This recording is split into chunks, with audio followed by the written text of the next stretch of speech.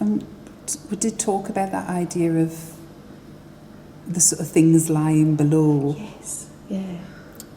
And other things to be found, and that sense of not knowing. That was interesting, wasn't it? And there was the idea of kind of digging for ideas as well, and trying to kind of not go with initial ideas, trying to come up with lists.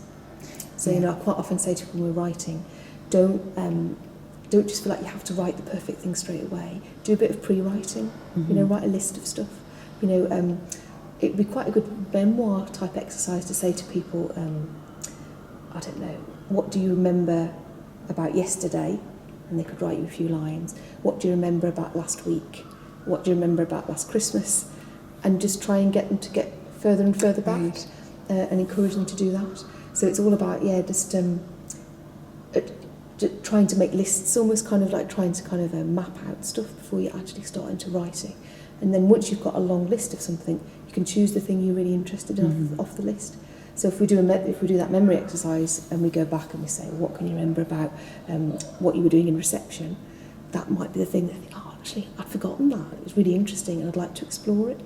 So a lot of my writing exercises do the same thing.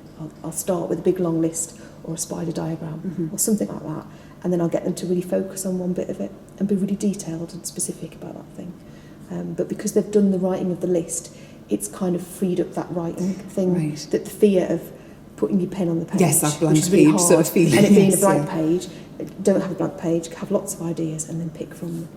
And again, your initial ideas they're generally the most obvious, and then you want to get to the really interesting things. And I think that's the similarity, this idea that there's stuff under the grass, stuff there to find. And I suppose, like you were saying with the ring mail, the lump, how you could maybe even start with that's what it is, but then exploring those possibilities of strange things that it could possibly be. And it could be anything. I mean, you could either start by saying this is what it is, or we don't know what it is. You could just lie to them. Yes.